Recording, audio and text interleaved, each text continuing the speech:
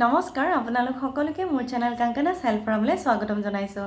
আজি মই লৈ আহিছো এটা খুব ধুনীয়া বিষয় আৰু এই বিষয়টো আপোনালোকে জনাটো অত্যন্ত প্ৰয়োজন কাৰণ যদিহে আপুনি এগৰাকী মহিলা তেন্তে সঁচাকৈ মন দি শুনিব এই কথাটো কাৰণ যদিহে আপুনি গৰ্ভৱতী তেন্তে আৰু মন দি বেছিকৈ শুনিব কাৰণ যিটো অসুবিধাৰ বিষয়ে আজি মই আপোনালোকক জনাবলৈ ওলাইছো সেই বিষয়টো হ'ল এনিমিয়া।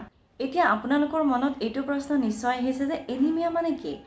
এনিমিয়া মানে হ'ল যেতিয়া শৰীৰৰ তেজত হিমোগ্লোবিনৰ পৰিমাণটো কমি যাব তেতিয়া আমি সেইটোক এনিমিয়া বুলি ক'ম। যাৰ কাৰণে আমি বিভিন্ন ৰিসাৰ্চ কৰিও মানুহে গম পাইছে বিভিন্ন সাইন্টিস্টে এইটো দেখিবলৈ পাইছে যে এনিমিয়াৰ কাৰণে বহুতো মহিলা আৰু কিশোৰীৰ শৰীৰৰ অৱনতি হোৱা দেখিবলৈ পোৱা গৈছে আৰু যদিহে গৰ্ভৱতী হয় সেই এনিমিয়া হোৱা বাবে তেওঁলোকৰ যিটো কুপ্ৰভাৱ শৰীৰত পৰিছে তাৰ লগতে তেওঁলোকৰ শিশুৰ ক্ষেত্ৰতো সেই কুপ্ৰভাৱখিনি পৰা দেখিবলৈ পোৱা গৈছে আৰু যাৰ বাবে মই এইটো ভাবিছো এইটো টপিকটো আজি আপোনালোকক জনাম কেনেকৈ আপোনালোকে নিজকে সহায় কৰিব পাৰে নিজৰ স্বাস্থ্যটো ভালে ৰাখিবলৈ মানে আপোনালোকৰ হিমোগ্লোবিন লেভেলটো কেনেকৈ আপোনালোকে বঢ়াব পাৰে আৰু নিজকে কেনেকৈ এনিমিয়াৰ পৰা ৰক্ষা কৰিব পাৰে লগতে আপোনাৰ শিশুটিকো ৰক্ষা কৰিব পাৰে। মহিলাৰ জটিলতাসমূহ হ'ল যে যদিহে এগৰাকী মহিলা গৰ্ভৱতী থাকে আৰু তেওঁৰ এনিমিয়া থাকে তেন্তে কি হ'ব তেওঁৰ সন্তানটি মৃত হিচাপেও জন্ম হ'ব পাৰে। লগতে দ্বিতীয়তে হ'ল যে যদি এনিমিয়া থাকে এগৰাকী মহিলাৰ তেন্তে তেওঁৰ সন্তানটিৰ যেতিয়া জন্ম দিব সন্তানটিৰ ওজন খুব কম হ'ব পাৰে যিটো আমি লো বাৰ্থ ৱেইট বেবি বুলিও আমি কওঁ। ঠিক আছে, তাৰপিছত আহিলে নেক্সট আমাৰ যে যদি আপুনি গৰ্ভৱতী আৰু যদি আপোনাৰ হিমোগ্লোবিন লেভেলটো কম তেতিয়া কি হ'ব আপোনাৰ সন্তানটিৰ যিটো বৃদ্ধি আৰু বিকাশ হ'ব লাগে সেই বৃদ্ধি আৰু বিকাশত বাধা প্ৰদান কৰিব আৰু লগতে কি হ'ব পাৰে যে প্ৰিমেচ্যুৰ বেবিও জন্ম হ'ব পাৰে তাৰ মানে সময়ৰ আগতেই বাচ্চাটো জন্ম হৈ যাব পাৰে যদিহে আপোনাৰ এনিমিয়া থাকে। ঠিক আছে, আৰু লাষ্টৰটো হ'ল যে মাতৃৰ মৃত্যুৰ আশংকাও খুব বেছি মানে হাই ৰিস্ক থাকে এগৰাকী মাতৃৰ মৃত্যু হোৱাত যদিহে এনিমিক হয় মাদাৰগৰাকী যদিহে মাকগৰাকীৰ এনিমিয়া থাকে। সেইকাৰণে এতিয়া আমাৰ ইয়াৰে সকলোৰে উপায় আছে হয় নে নহয় সকলো বস্তুৰে উপায় আছে আৰু ঠিক তেনেদৰে আয়ুৰ্বেদা মতেও কিছুমান ভাল প্ৰতিৰোধ ব্যৱস্থা আছে আৰু যিটো মই আপোনালোকক এতিয়া জনাম। আৰু প্ৰথম ব্যৱস্থাটো হ'ল আমলখি।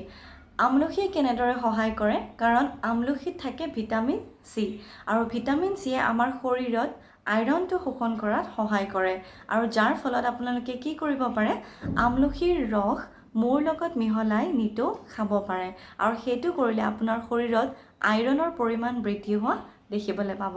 আমি শৰীৰত আইৰণটো বঢ়োৱাত এই কাৰণে বেছি গুৰুত্ব দিছোঁ কাৰণ মেক্সিমাম এনিমিয়া আইৰণ ডেফিচিয়েঞ্চিৰ কাৰণে হয় মানে আইৰণৰ অভাৱতে হোৱা দেখা যায় মহিলাসকলৰ ক্ষেত্ৰত। সেয়েহে আমি আইৰণটোৰ ক্ষেত্ৰতে বেছিকৈ গুৰুত্ব দিওঁ আৰু সেয়েহে আমি মন কৰোঁ যে আইৰণটো আমি শৰীৰত কেনেদৰে বঢ়াব পাৰোঁ। এতিয়া আহক আমি জানো ছেকেণ্ডটো নিৰাময় কি হ'ব পাৰে আয়ুৰ্বেদা মতে। এতিয়া আহিলোঁ আমি 2 নম্বৰ উপায়টোলৈ আৰু সেইটো হ'ল ঘৃতকুমাৰী। আপোনালোকে ভাবিছে চাগে ঘৃতকুমাৰী মানেনো কি? ঘৃতকুমাৰী মানে হ'ল এল'ভেৰা। এল'ভেৰাৰ ৰস খাওক আৰু এল'ভেৰাৰ ৰস খালে আইৰণ আৰু ভিটামিন B12ৰ অভাৱ দূৰ কৰে আৰু যাৰ ফলত এনিমিয়াৰ পৰা হাত সাৰিব পাৰে। আৰু এতিয়া আহিলোঁ 3 নম্বৰটো। 3 নম্বৰটো একেবাৰে সহজ আৰু সেইটো হ'ল মেথিগুটি। মেথিগুটি সকলোৰে ঘৰত নিশ্চয় থাকে। আপোনালোকে কি কৰিব ৰাতি মেথিগুটি 3 চামুচমান তিয়াই থ'ব আৰু ৰাতিপুৱা উঠি চাউলৰ লগত সেই মেথিগুটি মিক্স কৰি পেলাই খাব আৰু তেনেকুৱা কৰিলেও আপোনালোকে এনিমিয়াৰ পৰা নিজকে ৰক্ষা কৰিব পাৰে। আৰু শেষৰটো উপায় হ'ল পিঁয়াজ।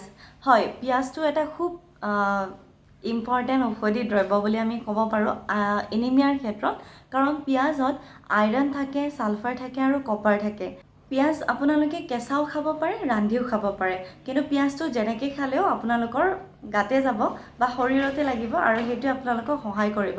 আৰু এটা কাম কৰিব পাৰে আপোনালোকে আধা কাপ পিঁয়াজৰ ৰসৰ লগত যদি মৌ মিহলাই খায় সেইটোৱেও আপোনাক এনিমিয়াৰ হোৱাৰ পৰা ৰক্ষা কৰিব পাৰে। এইকেইটা খুব সহজ উপায় আজি মই আপোনালোকক ক'লোঁ।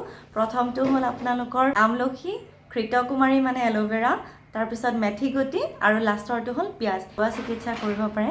আশা কৰিলোঁ আজি মোৰ ভিডিঅ'টো আপোনালোকৰ বাবে বহুত হেল্পফুল হৈছে। যদিহে আপোনালোকে মোৰ ভিডিঅ'বোৰ চাই ভাল পাইছে তেন্তে লাইক, শ্বেয়াৰ আৰু ছাবস্ক্ৰাইব কৰিব নাপাহৰিব। আৰু লগতে আপোনালোকৰ যদি ফ্ৰেণ্ডছ, ফেমিলি তেওঁলোকক আপোনালোকে এইবোৰ ইনফৰমেশ্যনছ দি সহায় কৰিব বিচাৰে তেন্তে শ্বেয়াৰ কৰক আৰু মোৰ কমেণ্টত জনাব যদি আপোনালোকে কিবা নতুন জানিব বিচাৰিছে। নিশ্চয় মই সেয়া ভাল ভাল কণ্টেণ্টবোৰ লৈ আহিম আৰু আশা কৰিছোঁ আমি ভাল এটা কমিউনিটি গঢ়িব পাৰিম। আৰু তেতিয়ালৈকে আকৌ লগ পোৱাৰ প্ৰতিশ্ৰুতিৰে ইয়াতে সামৰিছোঁ। Thank you so' much. Keep smiling and have a great day.